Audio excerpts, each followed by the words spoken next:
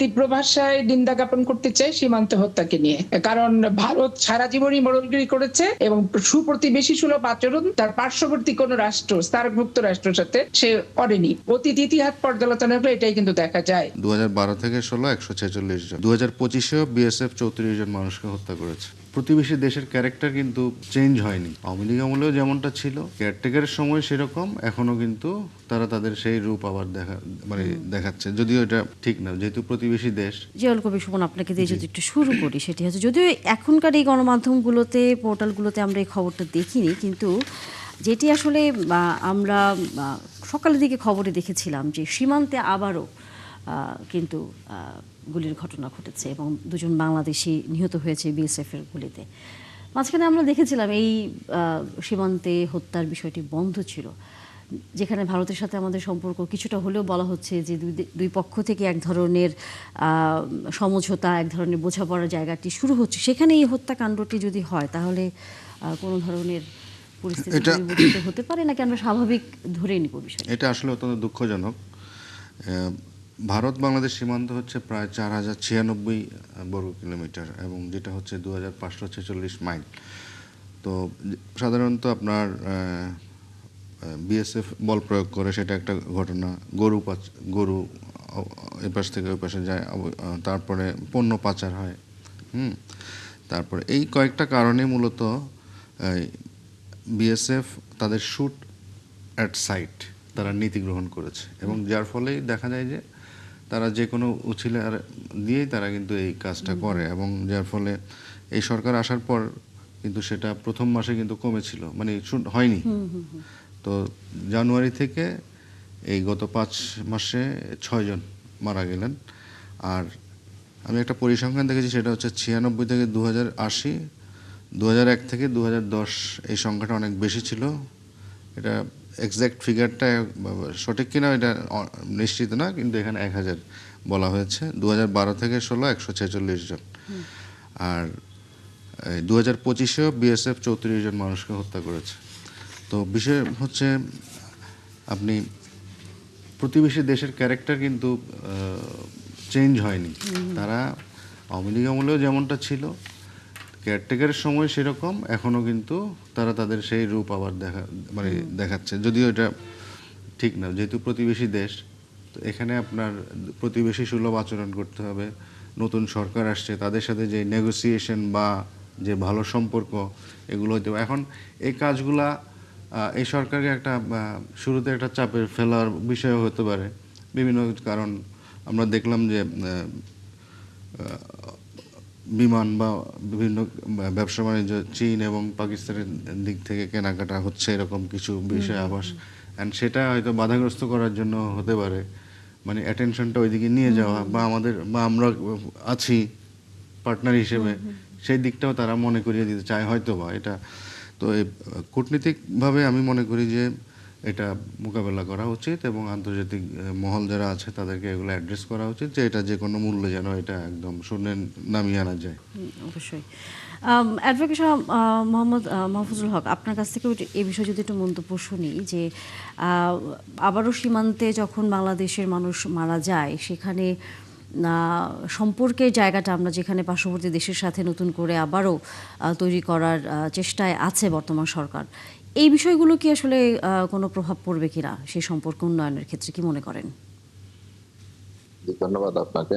আপনার মাধ্যমে একাত্তর জার্নালের এবং বিজ্ঞ আলোচক যারা শুনছেন সবাইকে স্বাগত জানাচ্ছি আলোচনায়।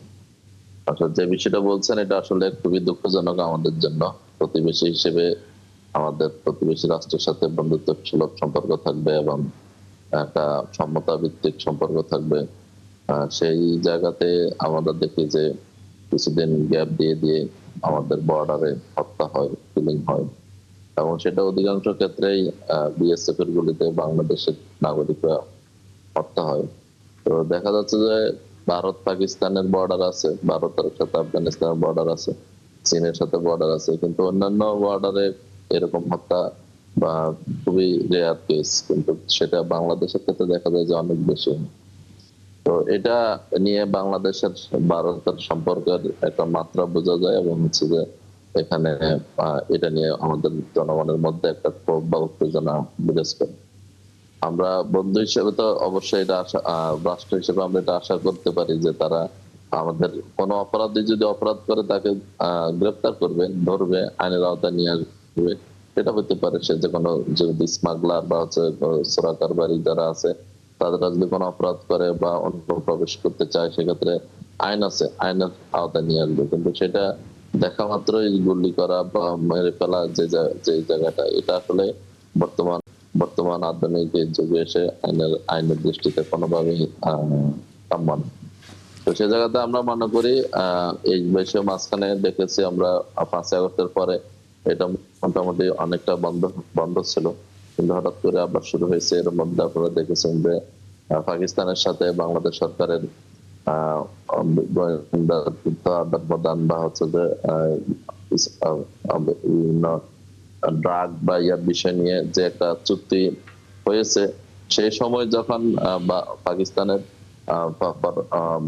মন্ত্রী বাংলাদেশে অবস্থান করছেন, সেই সময় এসে দেখা যাচ্ছে যে ভারত এখানে মিসাইল টেস্ট করছে বাংলাদেশের উপর দিয়ে, এবং সেটা বাংলাদেশের বিভিন্ন অঞ্চলে এটা দেখা গিয়েছে। একটা মানে এটা একটা মেসেজ দেওয়ার মতোই। এবং ইতিমধ্যে আপনারা লক্ষ্য করছেন বিশেষ করে পশ্চিমবঙ্গে যে নির্বাচন, বিধানসভার নির্বাচন, সেই নির্বাচনে বিজেপির বিজয় এবং সেই বিজয়কে কেন্দ্র করে সেখানে মুসলমানদের উপর হত্যা বা হচ্ছে যে বাড়িঘর জ্বালাই দেওয়া, হামলা ভাঙচুর, এটা যে একটা অস্থিতিশীল পরিবেশ তৈরি করা হচ্ছে। এবং ওখানকার যারা বলা হচ্ছে যে তাদের ভাষায় যে বাংলাদেশের যারা বাসিন্দা ছিল, যারা ওখানে আছে এখন তা বাঙালি, তাদেরকে মুসলমানদেরকে বাংলাদেশে পাঠিয়ে দেওয়ার ক্রুশিং করার একটা চেষ্টা। এই সবকিছু মিলে আসলে এখন বাংলাদেশ এবং ভারতের যে সম্পর্কটা, এটা হয়তো কোনো তাদের পক্ষ থেকে কোনো একটা মেসেজ হতে পারে, কোনো মেসেজ বলে আপনি মনে করছেন অ্যাডভোকেট সৈয়দা?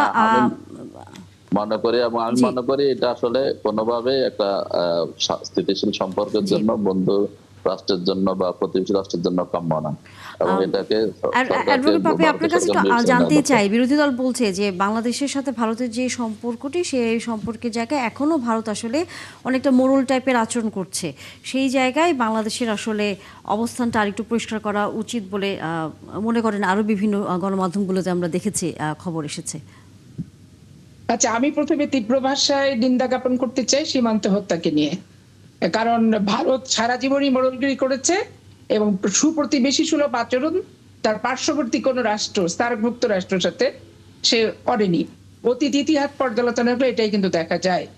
তাদের দেশের রাজনীতিতে মুসলমানদেরকে ধরে মারবে, ধর্ষিতা করবে, মুসলিম মেয়েদেরকে, ছেলেদের কাপড় খুলে চেক করছে মুসলিম না হিন্দু, এবং দোকানপাট মুর্শিদাবাদ থেকে শুরু করে কলকাতা হাওড়া পর্যন্ত যে অত্যাচার নির্যাতনটা তারা শুরু করেছে, এটা একটা পাশবিক নির্যাতন। এবং এই পাশবিক নির্যাতন নিয়ে আমাদের দৃষ্টি ঘোরানোর জন্য আমাদের বাংলাদেশি কোনো মানুষের বুক যদি ভারতের বুলেট বিদ্ধ হয়, এটা তীব্র ভাষায় রাষ্ট্রের নাগরিক হিসেবে আমি নিন্দা জ্ঞাপন করছি এবং বাংলাদেশের মানুষ হিসেবে এর সুষ্ঠু তদন্ত এবং বিচার দাবি করছি, প্রথমত।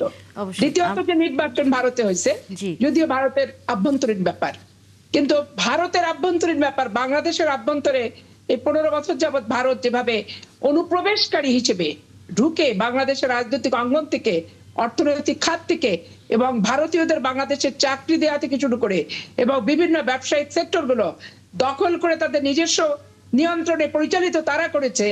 আজকে তাদের নির্বাচন নিয়ে 2-4টি কথা আমাদেরকে বলতেই হবে ওই পার্শ্ববর্তী রাষ্ট্রের নাগরিক হিসেবে।